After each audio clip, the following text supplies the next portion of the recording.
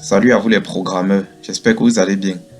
Dernièrement, dans les deux derniers tutoriels, on a étudié la LCD, donc étudié les différents modes d'affichage. Et puis récemment, afficher les paramètres du capteur de température et d'humidité, la DHT11, à partir d'une LCD. Donc aujourd'hui, ce qu'on va faire, on va faire un compteur ici, un compteur modulo 100, en utilisant les afficheurs 7 segments. Lorsque lance la simulation,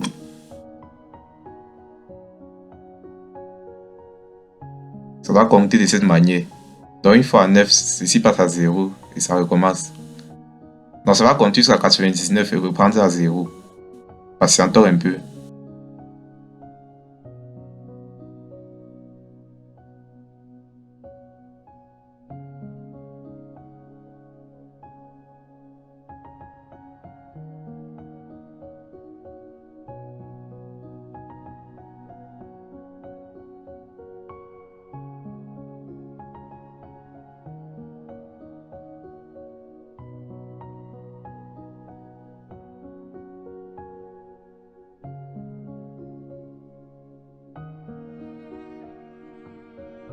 On y est presque.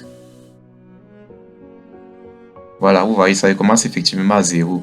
Après 99, ça reprend à 0. On parle ici d'un compteur modulo 100 parce que ça compte de 0 à 99.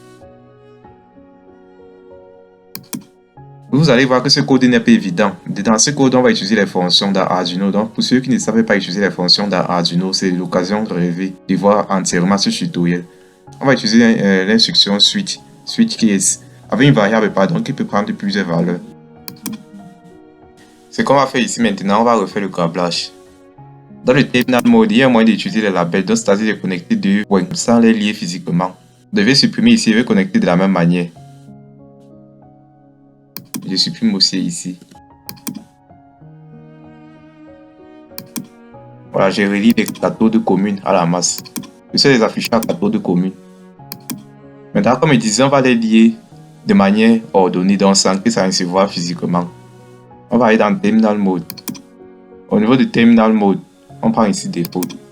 Default ici sur le label. Vous devez connecter chaque broche à chaque label.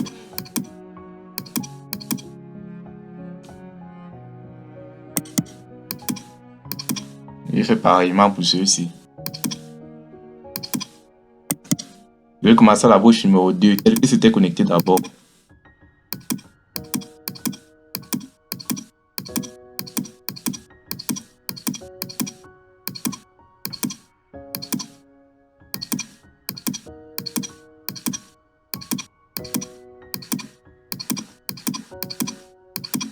Les deux derniers broches, je vais connecter respectivement à A0 et A1.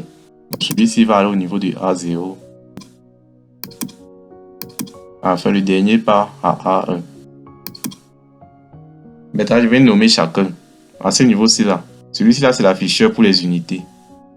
Je peux ici mettre une référence qui va me permettre de l'identifier. Je mets ici là au niveau des parts références, je mets ici uni. Et comme il a pas utilisé ici les résistances pour limiter le courant qui va traverser les segments, les différents segments de l'afficheur, la carte Arduino délivre 5 volts. Je peux mettre 4 volts ou 5 volts, il n'y a pas de problème. Et je mets OK. Je fais la même chose ici là. Ça là c'est l'afficheur pour les dizaines. Ici je mets F10. Comme c'est un compteur modulo 100, on aura un afficheur pour les unités et un afficheur pour les dizaines. Je fais pareillement ici, je mets 5 volts. Comme il n'a pas utilisé de résistance, je mets ici 5 volts et je mets OK. Je commence à ce niveau.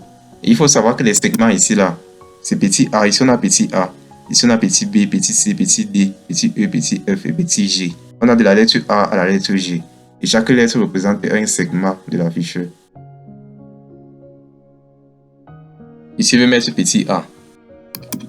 Ici je mets petit b. Ici je mets petit c. Ici je mets petit d. Ici je mets petit e. Petit f et enfin petit g.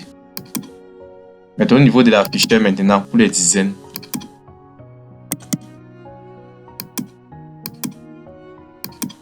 Bon, je vais d'abord connecter. Je connecte d'abord l'afficheur des unités. Je vais commencer à la broche numéro 2. Ici je vais mettre petit a. Quand je mets petit a ici là, ça se connecte à celui-ci. Alors que petit a ici. Dans la broche qui contient le petit a, dans la première broche ici, est connectée à la broche numéro 2 de la carte. Je pars dans la même lancée. Je mets ici petit b. Je mets petit C. Je mets petit D. Je mets petit E. Je mets petit F. Et enfin petit G. Maintenant ici là, ce niveau est commencé, il va nommer différemment. Ici là, c'est la broche numéro 9. Ici, je mets ici 9. Ici, je mets 10. Ici, je mets 11. Ici, je mets 12. Et ici, je mets 13. S'il n'y a pas de problème, je peux tout mettre sur grand A. Il met A0. Ici, là, je mets A1. Je vais connecter de la même manière ici, en commençant la broche numéro 9. Ici, là, c'est 9. Ici, c'est G. Donc, il faut bien différencier. Je commence de mon segment A. Mon segment A va commencer à 9. Je vais ici mettre 9. Ici, je mets 10. Ici, je mets 11. Ici, là, je mets 12. Ici, je mets 13. Ici, je mets A0. Et enfin, ici, je mets A1. Donc, j'ai ainsi fini mes connexions. Donc, ici, là, c'est plus clair. Ce qui nous reste à faire maintenant, c'est aller écrire le code qui va permettre de piloter ça comme on veut, de manière à faire un compteur modulo 100. Donc, un compteur qui compte de 0 à 99. Donc, ce que je fais, j'ouvre mon logiciel Arduino. Donc, je peux les rapprocher.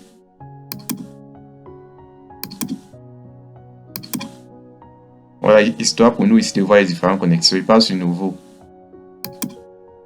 On n'aurait pas besoin ici d'utiliser des librairies ou des bibliothèques, comme dans le précédent tutoriel. Ici, je vais commencer par les segments de l'afficheur, du premier afficheur pour les unités. Je vais les nommer ici là de A1. Je vais mettre ici A1. Je mets l'espace. A1 est relié à quelle broche? A1, ça représente ici le petit AC. C'est relié à la broche numéro 2. Je mets ici là A2. Je fais pareillement pour tous les autres. Donc ici B1, relié à la broche 3. C1, relié à la broche 4. D1, relié à la broche 5. E1, relié à la broche numéro 6. F1, relié à la broche numéro 7. Et G1, relié à la broche numéro 8. Maintenant, on va faire ici là pour l'afficheur des dizaines. Donc pour l'afficheur 10, je vais mettre ici en commentaire 10. Et je mets ici en commentaire uni. Donc ici, on va les nommer A2. Je commence avec A2. A2 par la broche numéro 9. B2 par la broche numéro 10. C2 par la broche numéro 11. D2 par la broche numéro 12. E2 par la broche numéro 13. F2 par la broche A0. Enfin, G2 par la broche A1. Maintenant ici, là, au niveau de mon code, j'aurai besoin de deux variables. Parce que uni va varier en fonction de la valeur de l'unité. De même que la variable 10, ça va varier de 0 à 9. Donc ici, je vais déclarer deux variables. Les variables seront bien sûr des entiers. Je vais mettre ici in 10. On peut les initialiser à 0. Maintenant, au niveau du void setup, dans le void setup, il n'est pas un grand travail à faire. Ce qu'il me faut faire, c'est uniquement configurer tous les différents broches qui sont en sortie. Utiliser la fonction ping mode pour configurer mes broches en sortie. Je commence avec petit A1. Ainsi de suite.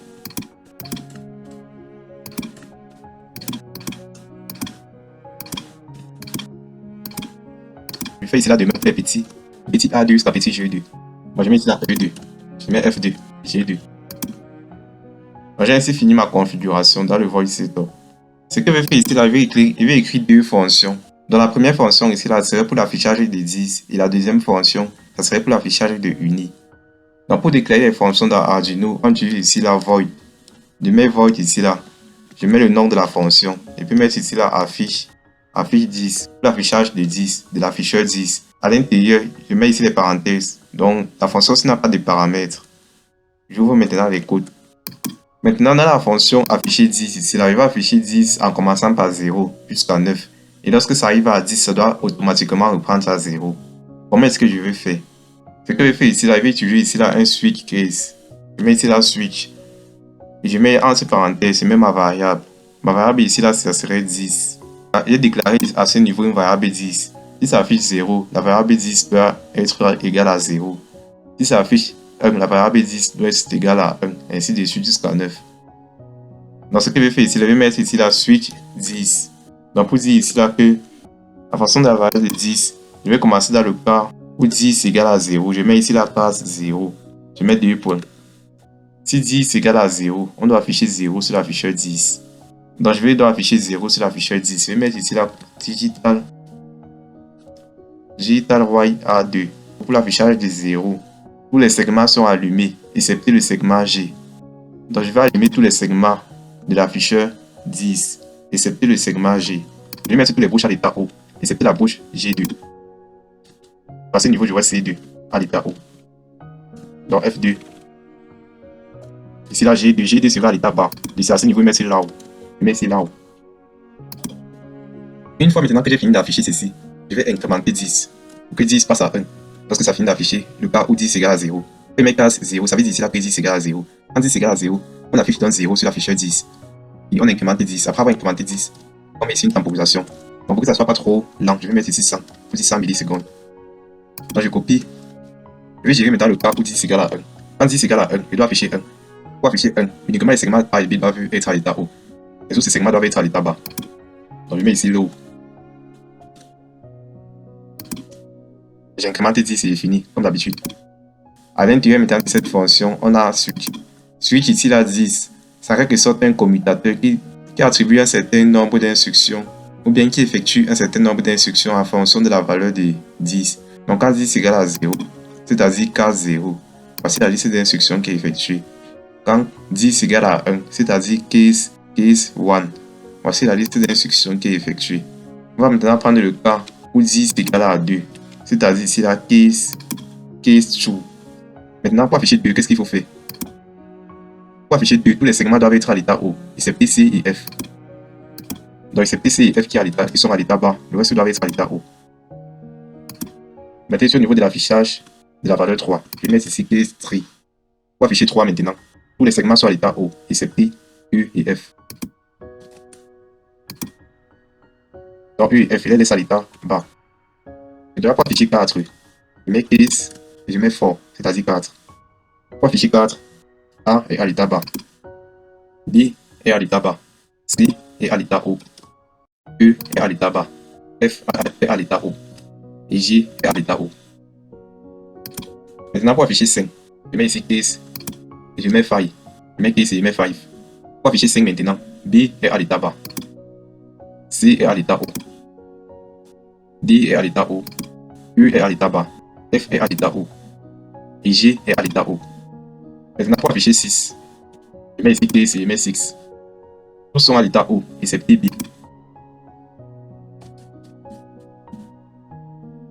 Maintenant, pour afficher 7, je mets ici case et je mets 7. A, B et C sont à l'état haut. Et le reste à l'état bas.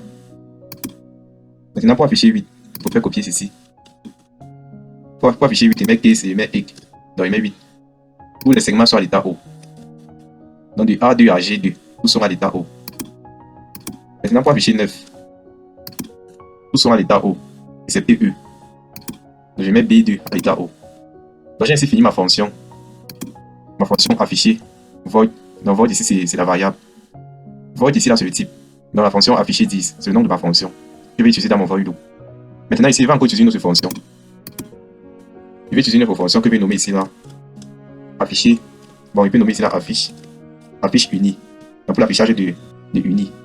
Je ne mets aucun paramètre. Je vais faire cette fonction de la même manière que j'ai fait celle-ci. Sauf que la variable ici qui va s'incrémenter, ça serait la variable uni. Et à ce niveau, même pas besoin de mettre le switch case. Je peux directement passer. Donc, je commence directement mon affichage. Il faut savoir que les variables ici pour uni, c'est A1, de A1 à G1. Tel que j'ai déclaré plus haut. Ici, ma variable qui va s'incrémenter, ça serait uni. On a cette variable ici, la uni. Définie avec le point virgule. Il faut savoir, après chaque incrémentation, il y a le point virgule. Donc, à ce niveau, je vais le mettre partout.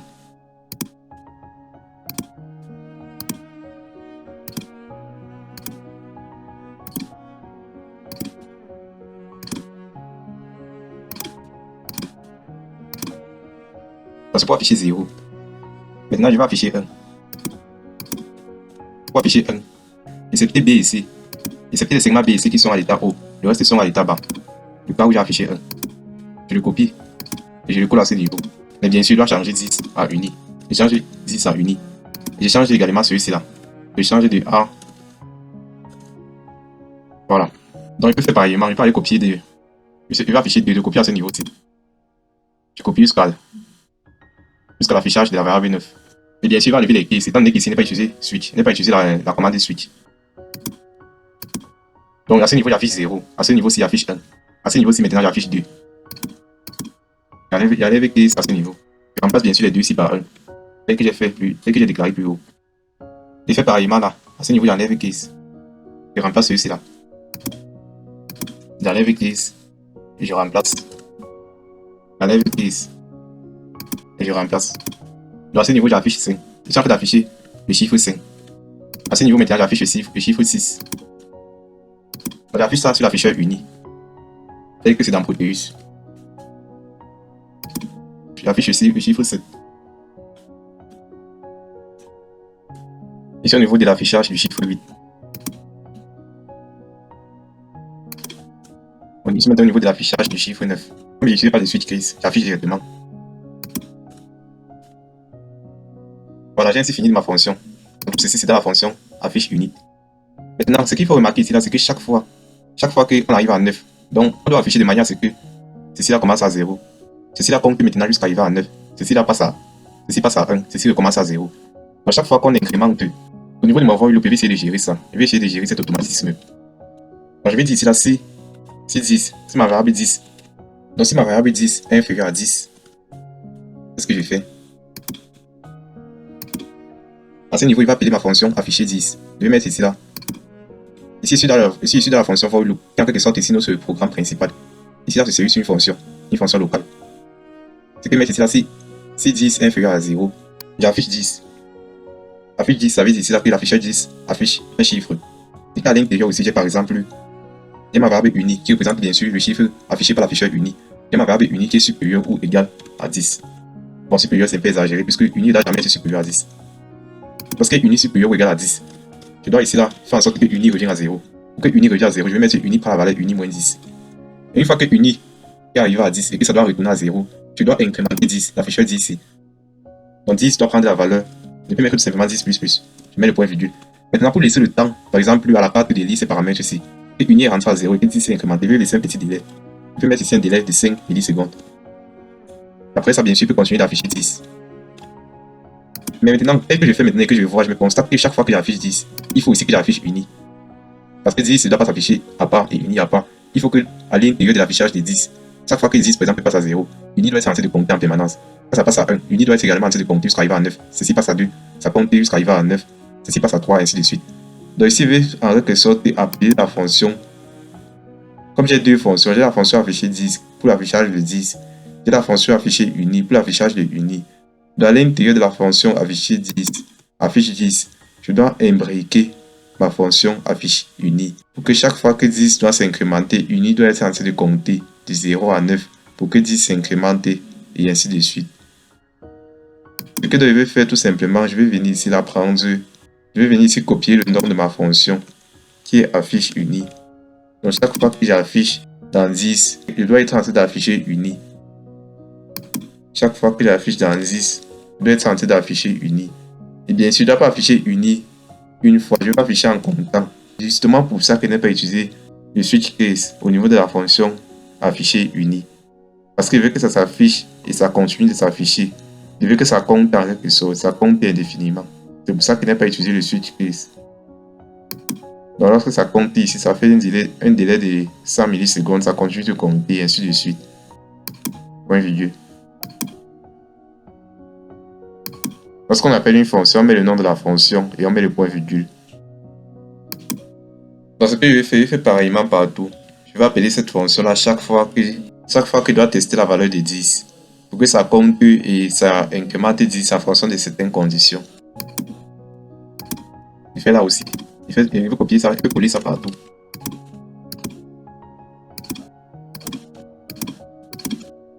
Et bien sûr, je vais venir dans le programme modifié. À ce niveau, ce que je vais dire ici là. Bon, j'ai appelé le cas où 10 est inférieur à 10. Maintenant, je vais prendre le cas où 10. Si maintenant 10 arrive à 10, qu'est-ce qu'on doit faire? Je vais mettre ici là sinon, je vais mettre else. Le sinon, ça représente le cas. Ça représente le sinon de ceci. Puisqu'ici, on a que si 10 est inférieur à 10. Maintenant, quand je mets sinon, ça veut dire que ici maintenant, sinon, si 10 est supérieur ou égal à 10. Donc, si par exemple 10, l'afficheur 10 ici là doit afficher le chiffre 10. Qu'est-ce qu'on doit faire? On doit mettre ici là 10. On doit faire exactement comme ceci. 10 doit prendre la valeur. 10 doit prendre la valeur 10. 10 moins 10. Une fois que ça prend cette valeur-là, on doit attendre un délai pour que ça prenne le temps de lire. Pour que la carte prenne le temps de lire ces changements. Je mets ici dans le fichier 10, affiche 10. Pour que ça recommence ici, ça revient à ce niveau, ça teste maintenant. 10 est maintenant à quelle valeur? 10 va forcément revenir à la valeur 0 parce que 10 est arrivé à 10. Alors qu'on a soustrait à 10 pour que ça retombe à 0. 10 doit donc venir ici, là, regarder la valeur 0. Afficher cette valeur 0. Revenir maintenant à ce niveau. Après avoir affiché la valeur 0, Uni doit être en train de compter. Une fois que ça va compter, tel qu'on le voit ici, une fois que ça va compter jusqu'à arriver à 9, parce qu'à ce niveau c'est 9, ça va attendre un certain temps. Donc quand ça arrive à 9 ici, là, on incrémente et ça arrive à 10. Maintenant, quand Uni arrive à 10, d'après le code dans le void loop, quand Uni arrive à 10, qu'est-ce qu'on fait? Quand Uni arrive à 10, c'est le cas ici où Uni est supérieur ou égal à 10. Quand Uni arrive à 10, Uni doit se soustraire avec 10 pour retomber à 0. Et on doit incrémenter 10. Après avoir incrémenté 10, on attend un certain temps, un petit temps. Maintenant, à ce niveau, on vient maintenant sur afficher 10. Afficher 10, maintenant, on retombe encore à ce niveau. Maintenant, on teste la valeur de 10. En fonction de cette valeur-là, on recommence encore à afficher sur l'afficheur de 10. Après, on compte au niveau de Uni et on incrémente 10. Chaque fois qu'on est fini d'afficher Uni, on incrémente 10. Affiche Uni ici, on doit faire en sorte que Uni s'affiche de 0 à 9. Puis au niveau du passage à 10, ça retombe à 0. Et ceci là s'incrémente. Sinon, on va avoir compilé pour voir s'il y a des erreurs. Moi, je n'ai pas enregistré, je pars dans mon répertoire habituel qui est fichier tuto. Ici, lorsque je vais enregistrer un dossier, il va se créer. Fichier Arduino Proteus. Je peux par exemple mettre ici compteur modulo 100. Et j'enregistre. La compilation en cours. Alors à ce niveau, vous devez mettre ce point virgule. Et vous devez savoir, il doit changer la carte. Pardon, dans Outils. Puisque dans Proteus, c'est la carte Arduino Uno que j'ai utilisée. Dans Proteus, c'est Arduino Uno que j'ai utilisé. Je vais sélectionner ici Arduino Uno. Je lance encore la compilation pour voir si il y a des erreurs ou pas. Il y a encore une erreur à ce niveau. Effectivement, tout ça c'est le problème des points virgules dont je parlais d'abord.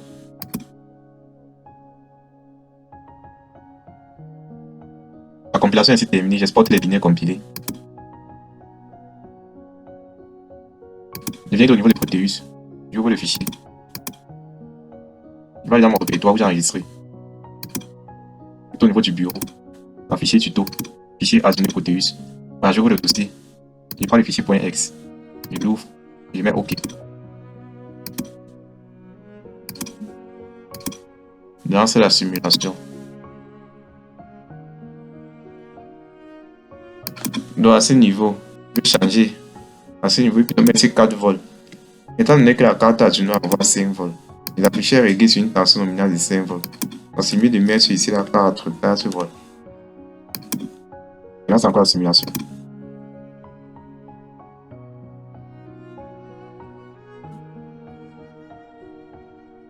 Voilà. Maintenant, il faut qu'on règle l'affichage de 1. On a bien vu que 1 ne s'affiche pas comme il faut. Donc, on va aller dans le code de régler l'affichage de 1. On fait au niveau lorsqu'il fallait afficher 1. Lorsqu'il faut afficher 1, ce n'est pas A et B, c'est plutôt B ici. Vous devez mettre low ici. Ici, mettre right. Vous devez faire la même chose dans la fonction afficher 10.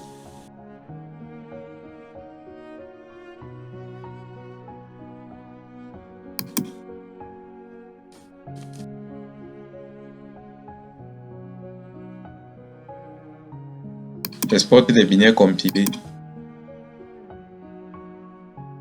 La compilation est terminée.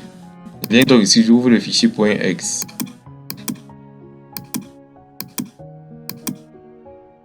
Lance la simulation.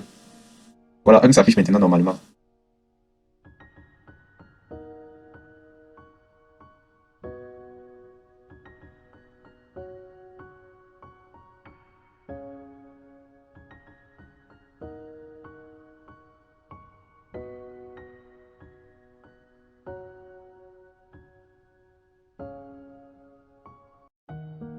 Patientons un peu pour voir.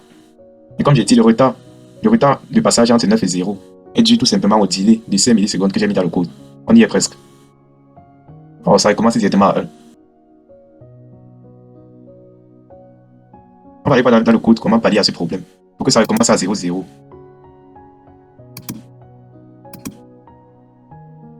Et on voit effectivement dans le code Dans le code à ce niveau, lorsque uni est supérieur ou égal à 10.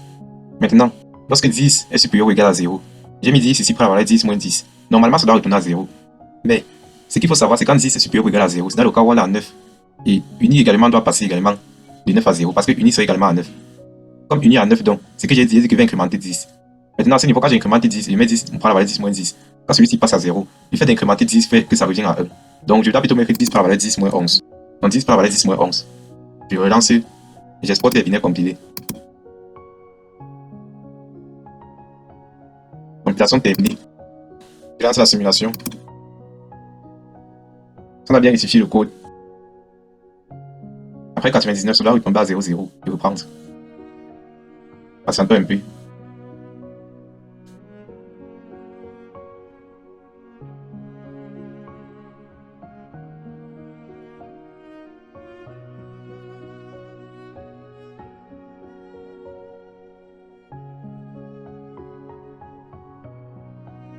Et comme je le disais, le retard entre les 9 et 0, c'est dû au délai de 5 millisecondes qu'on a mis entre la transition de 9 à 0. On y est presque. Vous voyez, ça retombe effectivement. Après 99, ça retombe effectivement à 00. Donc ce programme a ainsi bien fonctionné. Donc ce code a ainsi bien fonctionné. Si vous n'avez pas entièrement compris le code, ou bien si vous avez des difficultés, faites-moi pas en commentaire. Je vous laisse un moyen d'accéder au code en description. Et n'hésitez pas à vous abonner à la chaîne afin qu'on continue très bientôt dans un nouveau projet. Et n'hésitez pas à partager ce magnifique projet au maximum à ceux qui pourront être intéressés. Et je vous dis à très bientôt à vous dans un nouveau projet, dans un nouveau tutoriel. C'était Freddy. À plus à vous les programmeurs.